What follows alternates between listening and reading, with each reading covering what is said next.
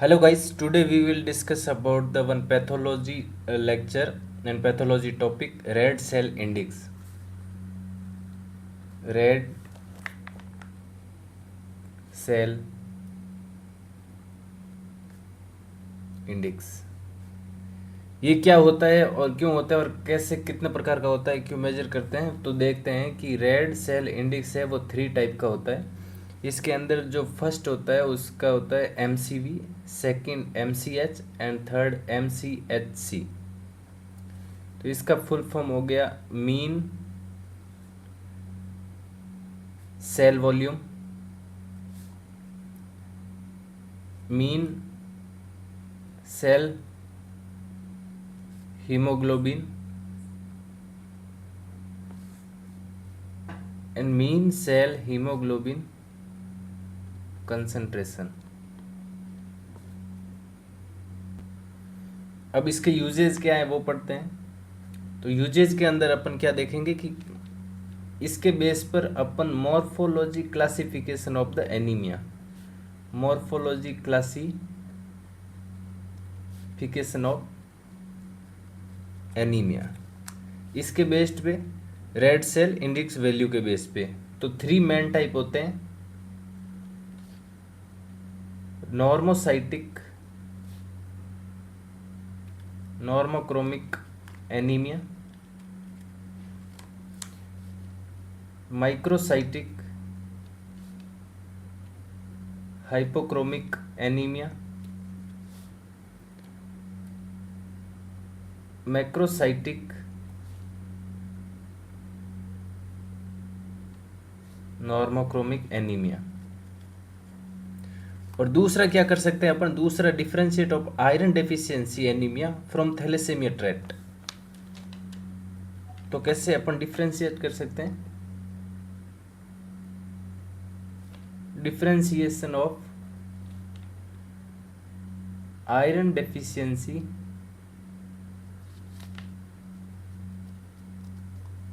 Anaemia from thalassaemia trait. अब इसको कैसे कर सकते हैं, जैसे आयरन डिफिशियंसी एनीमिया के अंदर ये सब की वैल्यू वो लो होगी, MCV, MCH एंड MCHC की वैल्यू लो होगी, लेकिन थैलेसीमिया ट्रेट के अंदर क्या होगा कि MCV एंड MCH ये लो होंगे, लेकिन MCHC है वो नॉर्मल होगा। तो इससे अपन दोनों का डिफरेंशिएट कर सकते हैं। अब सबसे पहले अपन देखते हैं कि mean cell volume.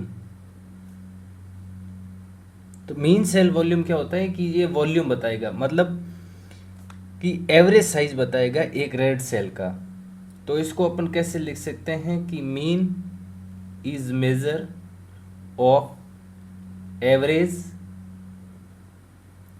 Size of red cell.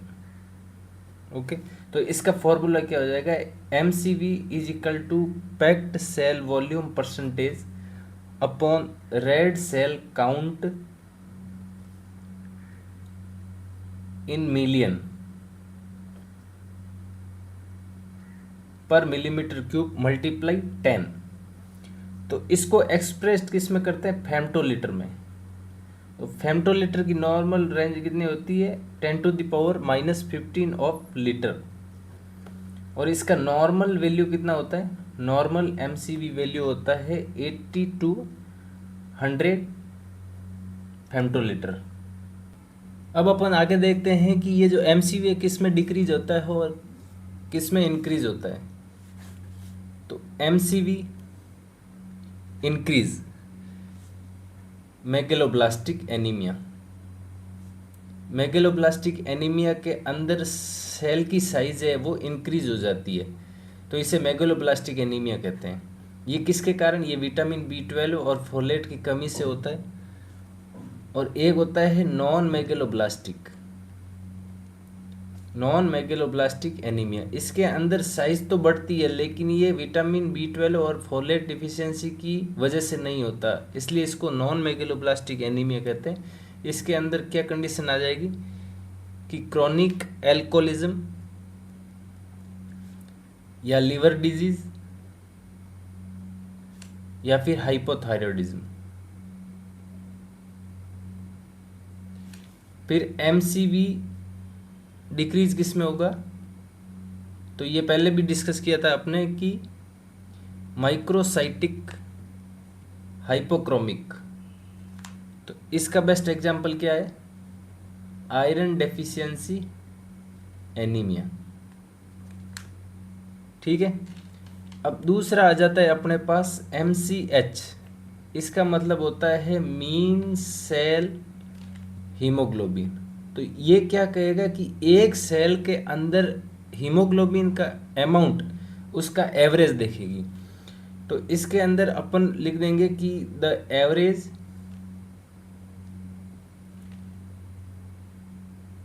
Amount of haemoglobin in a single red cell.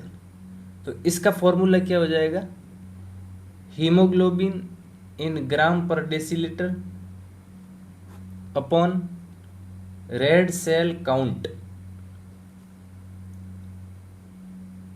Million upon centimetre cube of millimetre multiply 10।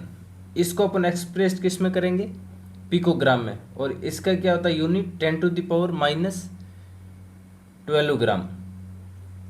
तो इसका रेंज क्या हो जाएगा 27 to 32 पिकोग्राम। और वही सेम कि इंक्रीज किस में होता है, डिक्रीज किस में होता है, तो MCH है वो इंक्रीज किस में होगा,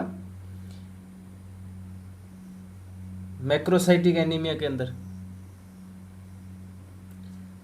और MCH है वो डिक्रीज किस में होगा, माइक्रोसाइटिक हाइपोक्रोमिक एनीमिया। इसके अंदर क्या आ जाएगा, आयरन डिफिशियंसी एनीमिया। अब अपन देखते हैं थर्ड में। तो थर्ड में अपन ने क्या लिखा था, MCSC। इसका मतलब होता है मीन सेल हीमोग्लोबिन कंसंट्रेशन। तो इसका the average concentration of haemoglobin in a given volume of packed red cell.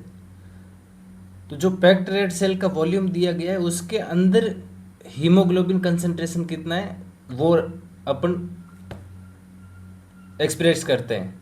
तो MCSC का फॉर्मूला क्या हो जाएगा, haemoglobin in gram per decilitre upon PCV in percentage multiply 100। तो इसका जो नॉर्मल रेंज है वो 30 से 35 ग्राम पर डेसीलीटर हो जाएगा। तो ये बढ़ किस में जाता है, ये बढ़ जाता है हेरिडेटरी